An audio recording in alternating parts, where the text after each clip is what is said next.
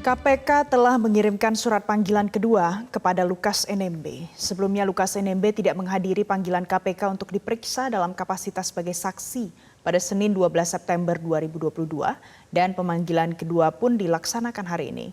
Lalu seperti apa kondisi di sekitar kediaman Lukas NMB saat ini? Kita sudah terhubung dengan Andromeda Arizal langsung dari distrik Muara Tami, Koya Tengah, Jayapura.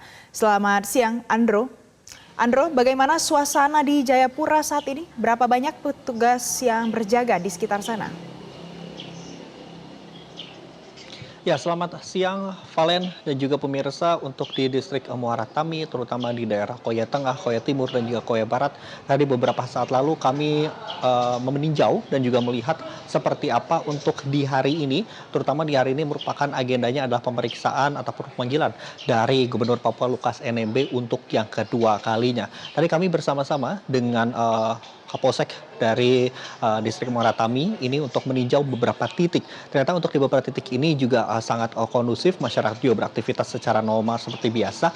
Hanya saja untuk kami untuk mencoba untuk masuk melihat dan juga seperti apa kondisi di sekitar ataupun di kediaman di Lukas NMB ini tidak bisa karena ada batuan ataupun masyarakat dan simpatisan ini yang menghalangi. Tadi kami hanya memantau sekitar jarak 200 meter saja.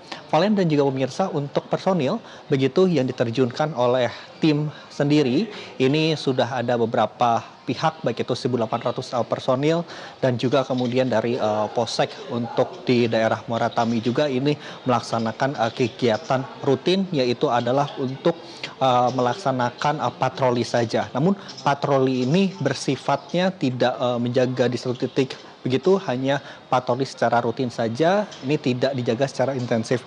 Hal ini diharapkan ini untuk menghindari adanya miskomunikasi antara masyarakat dan juga simpatisan.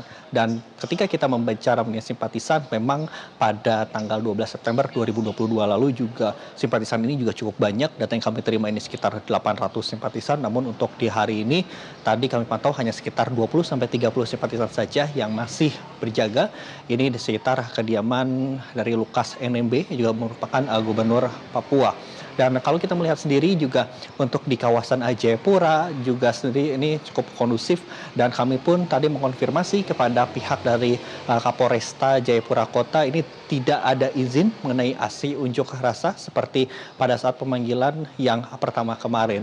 Sehingga dapat kami simpulkan bahwa kondisi di Jayapura, kemudian di distrik Muara Tami dan juga di sekitar daerah Koya Tengah, Koya Timur ini cukup aman dan juga kondusif. Masyarakat pun juga beraktivitas normal seperti biasa. Valen. Andro, apakah aksi simpatisan massa ini hanya terpusat di sekitar kediaman Lukas NMB atau ada titik lain lagi yang menjadi tujuan massa berkumpul di sana? Ya, mungkin kalau kita bisa melihat ini bukan merupakan massa yang cukup besar yang berada di sekitar kediaman dari Lukas NMB, hanya saja ini merupakan warga sekitar ataupun petugas yang menjaga, yang juga ini kalau kita melihat Valen juga pemirsa sedikit kami gambarkan untuk kediaman dari Lukas NMB ini juga sangat luas begitu.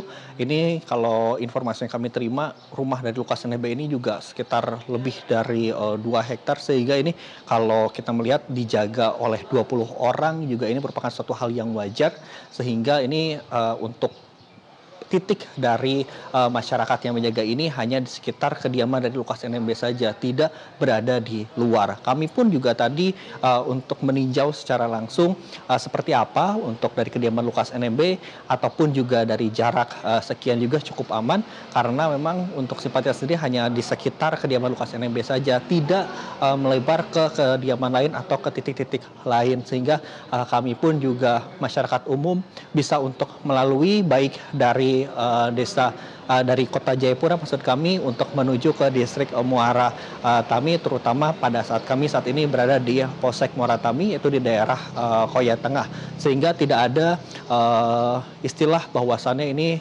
simpatisan ataupun masyarakat ini pergi ke daerah ataupun ke titik lain, hanya di sekitar kediaman Lukas NMB saja. Begitu Valen. Andro, apakah ada gangguan dari aktivitas masyarakat, mungkin kegiatan perekonomian yang ada di Jayapura dengan aksi simpatisan seperti ini? Ada gangguan tidak di sana? Ya, betul sekali. Untuk terkait dengan ekonomi masyarakat, terutama masyarakat sekitar daerah Muara Tami, untuk di daerah Koya Timur atau Koya Tengah, ini terpantau normal seperti biasa. Masyarakat pun juga berjualan, bertamu dan juga bersekolah seperti biasa. Tidak ada halangan yang berarti. Walaupun memang kalau kita membandingkan dengan pemeriksaan KPK yang dijadwalkan pertama kali pada 12 September 2022 lalu, ini masyarakat ataupun simpatisan ini berjaga di sekitar sehingga mengganggu ekonomi masyarakat sekitar karena adanya aksi unjuk rasa dan juga long march begitu untuk menuju ke beberapa titik terutama di daerah kota Jayapura. Namun di hari ini, yaitu di pemeriksaan kedua sendiri, ini tidak ada long march ataupun tidak ada masa ataupun aksi yang cukup mengganggu aktivitas masyarakat. Dan hal ini pun juga dikonfirmasi oleh Kapolresta dari Jayapura Kota sendiri, bahwasannya ini disampaikan tadi Pak Kombes Pol Victor, ini tidak ada aksi unjuk rasa sehingga masyarakat pun juga bisa beraktivitas normal seperti biasa. Valen. Baik, terima kasih Andromeda untuk informasi Anda langsung dari Jayapura, Papua.